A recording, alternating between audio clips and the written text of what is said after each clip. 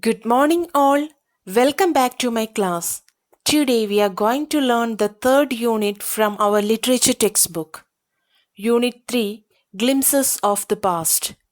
This lesson gives us a short and precise description of events that took place in our country from 1757 to 1857. Turn your textbook to page number 36. Look at the textbook. The matters. At a function in Delhi. O my countrymen, let your eyes fill with tears as you recall the sacrifices of India's martyrs. I am going to explain, so listen. The scene represents a function that took place in Delhi.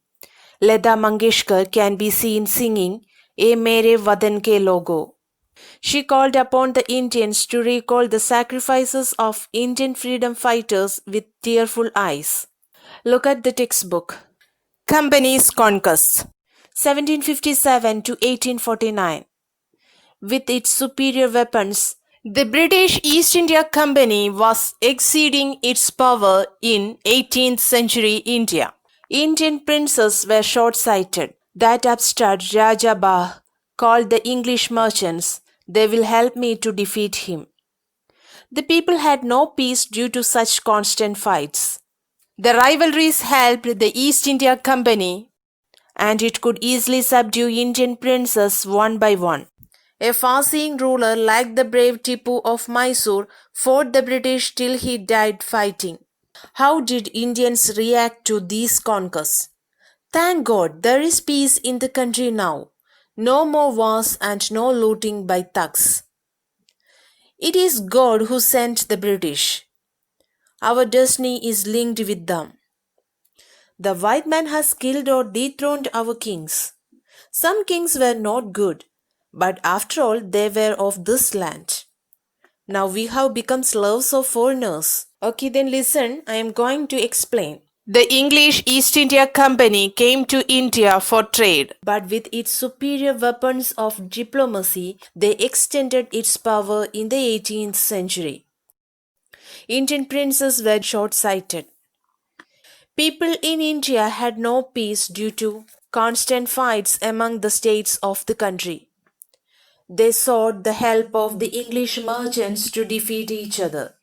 These rivalries helped the company to defeat and subdue Indian princes one after the other.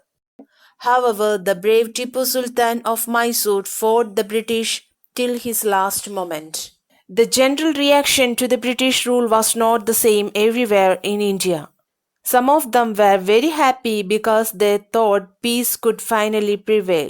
They thought it put an end to war and looting by thugs. Thugs means a violent person, especially a criminal. On other hand, people knew that even if some of the princes were cruel, but after all they were Indians.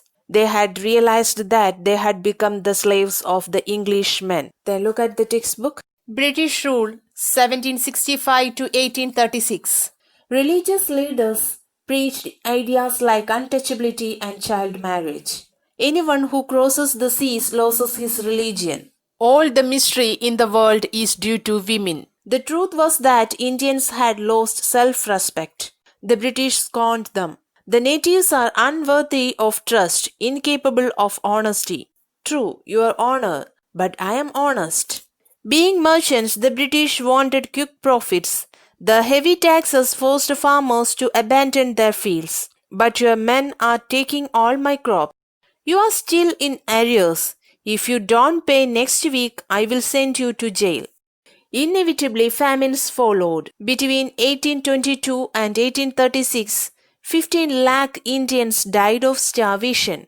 Still, the British invented other methods which gave them more profits. The goods manufactured in England should not have any import duty when brought into India. A good idea. The East India Company's laws began to cripple Indian industries. The British policies ruined the expert artisans and their business. I am going to explain, so listen. Some religious leaders supported the social evils such as untouchability and child marriage. They forbade crossing the seas and going abroad. A few said that women were to blame for all the mystery. The truth was that Indians had lost self-respect. The white hated and disbelieved them. The English were merchants first. Their aim was to make quick profits. They imposed heavy taxes on the farmers. They sent many farmers to jail for failing to pay their tax arrears. They destroyed Indian cottage industries also in order to sell goods manufactured in England. They exempted all goods imported from England from duties. Thus, they ruined Indian artisans and their business. Look at the textbook. Mohan Roy, 1772 to 1833. Mohan Roy, a learned man from Bengal, understood what was wrong with the country. Let us not despise ourselves. Our ancient culture is great, and we are capable of greater achievements. We must first reform our society. Superstitions have been ruining us. He told his wife Uma, cows are of different colors, but the color of their milk is the same. Different teachers have different opinions, but the essence of every religion is the same. He was attracted by science and modern knowledge. Knowledge should be practical and scientific. He started newspapers, but the suspicious British stopped them in 1823. He crossed the seas and went to England to see what made the British powerful.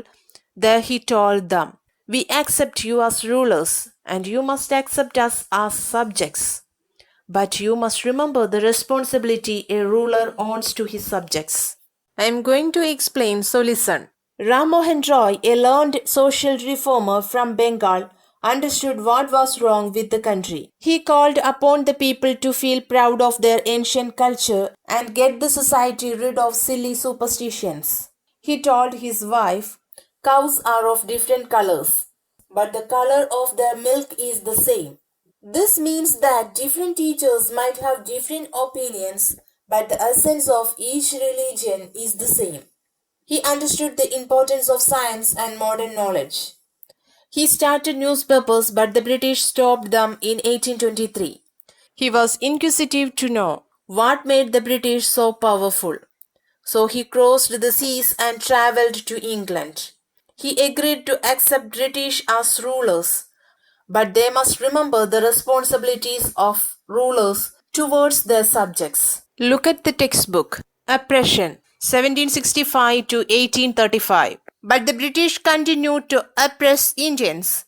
In 1818, they had passed Regulation 3. Under it, an Indian could be jailed without trial in a court. All the time, British officers in India drew big salaries and also made fortunes in private business. By 1829, Britain was exporting British goods worth 7 crore rupees to India. The British prospered on the company's loot, while Indian industries began to die. Governor General Bentinck reported back home, "The bones of cotton weavers are bleaching the plains of India." I am going to explain, so listen. From 1765 to 1835, the British continued to oppress Indians. In 1818, they passed a regulation under which an Indian could be jailed without trial. The British officers in India drew huge amounts of salaries and could deepen their pockets by making a fortune out of their private businesses. By 1829, the Britishers were exporting goods worth 7 crore rupees to India. As a result, Britain prospered while Indian industries began to decline. Governor General Bentinck wrote back home about the starving cotton weavers. This means that the cotton weavers were forced to starve because of the cotton mills set up by the Britishers. They produced much cheaper clothes with the help of machines that led the traditional Indian handicrafts to extinction. That's all for the day. Thank you.